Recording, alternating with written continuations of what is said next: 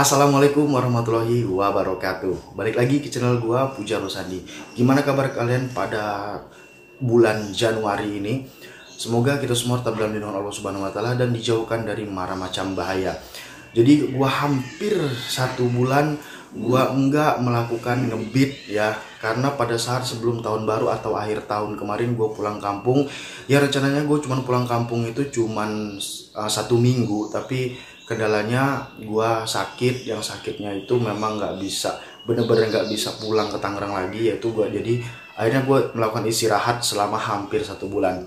Dan gue udah tahu resikonya ketika kita nggak ngebit 1 bulan, pasti akun kita mengalami penurunan drastis atau bisa dikategorikan anyep ataupun sampai gagu. Nah itu gue udah siap ngambil resikonya karena gue sebagai ojol jadi udah paham lah gimana resikonya anyep ke depannya gimana dan gimana cara ngebangun akun kita kembali, dan semoga aja berhasil. Jadi gue penasaran juga nih gimana akun gue besok nih gue mulai ngebit lagi, apakah makin parah gitu kan. Tapi semoga aja nggak parah-parah banget ya. Walaupun parah gue tetap nggak boleh menyerah, gue tetap keluar habis subuh lagi, gue tetap memperpanjang jam on beat gue tetap isi saldo lagi yang pasti kan ya.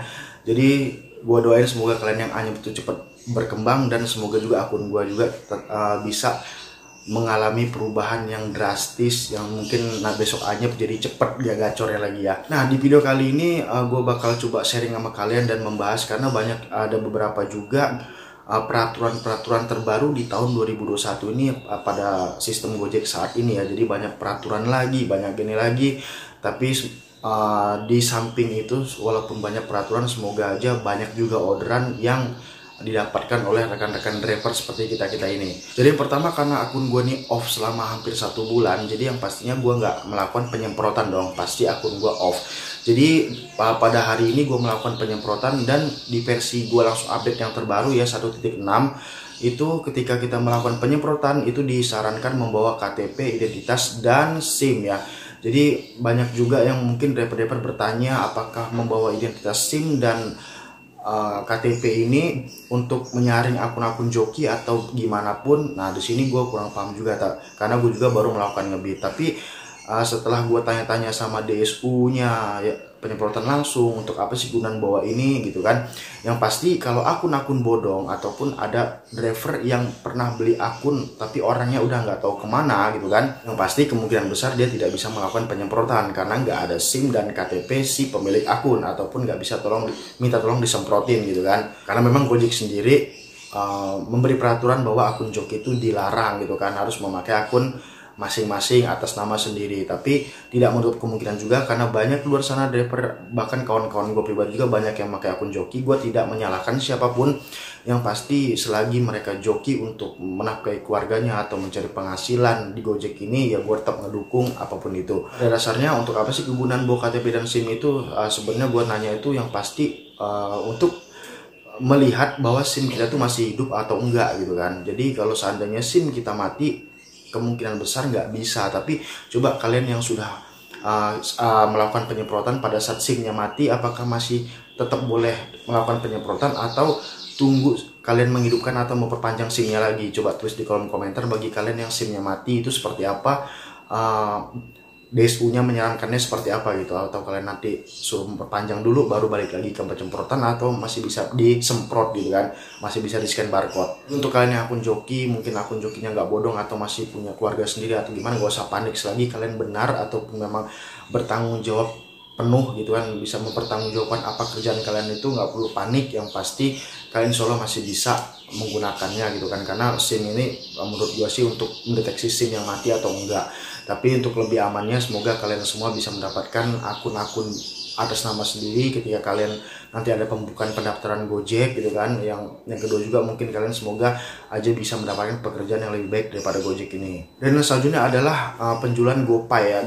Kita mungkin dari dulu udah tahu namanya penjualan GoPay itu pasti ada penambahan poinnya. Tapi di sini ada yang terbaru lagi, yaitu ketika kita driver menjual GoPay kepada customer itu mendapatkan cashback. Jadi cashbacknya bermacam-macam.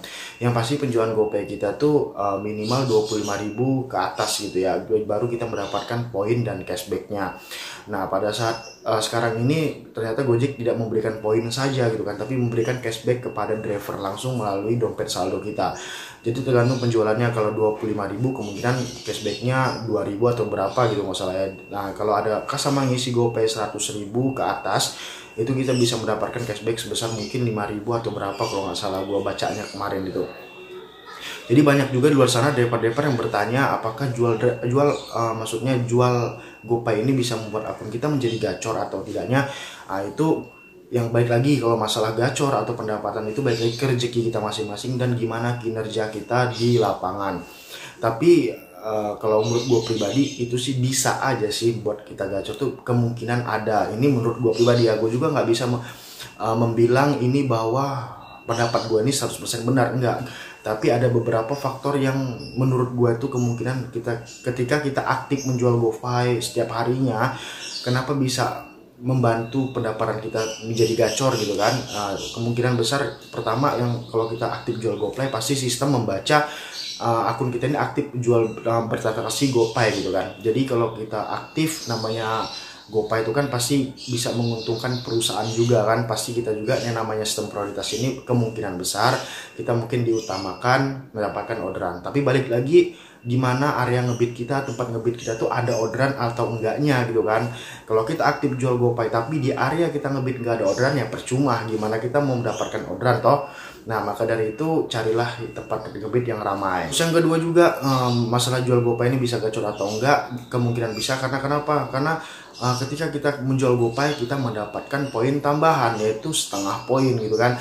Nah balik lagi ke sistem sekarang ini adalah sistem history. Ketika kita buat kasih contoh seperti ini, yang biasanya kita mungkin nggak pernah jual GoPay kita dapat 6 poin, tapi karena kita lancar jual GoPay-nya kita bisa mendapatkan 10-15 poin hasil jual GoPay kita gitu kan, kita kumpulin.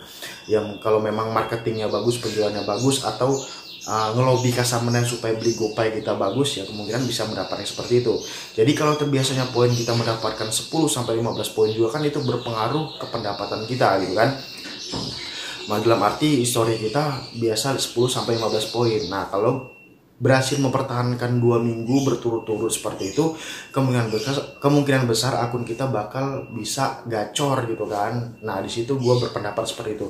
Tapi balik lagi, pendapat gue ini hanya pendapat gue semata gitu kan, yang menurut analisis gue gitu. Jadi nggak 100% juga benar dan nggak bisa juga dibilang ini salah gitu kan. Tapi nggak ada salahnya kalau kalian mempunyai marketing yang bagus atau penjualan yang yakin kalian bisa melakukan oleh customer, nggak ada salahnya dicoba gitu kan. Jadi mungkin itu aja yang gue baru tahu, sistem-sistem terbaru dan mungkin peraturan terbaru di Gojek ini. Mungkin kalau kalian ada tambahan boleh ditulis kolom komentar peraturan terbaru apa yang ada di tahun 2021 ini, karena gue juga baru mau ngebit nih besok, jadi belum paham juga apa yang terbaru gitu kan. Tapi kita sama-sama sharing. Jika kalian punya pemberitahuan yang baru boleh kalian tulis di kolom komentar atau DM Instagram gue langsung di Puja_Rosandi. Oke, mungkin sekian itu video gue pada malam hari ini. Tunggu video gue selanjutnya, dan jangan lupa yang belum subscribe ke channel gue boleh langsung tekan tombol subscribe-nya sekarang juga, dan jangan lupa nyalakan tombol lonceng notifikasinya supaya kalian bisa terupdate video tiap 2 hari sekali ketika gue upload video di YouTube. Oke, sekian video dari gue. Assalamualaikum warahmatullahi wabarakatuh. Salam satu aspal.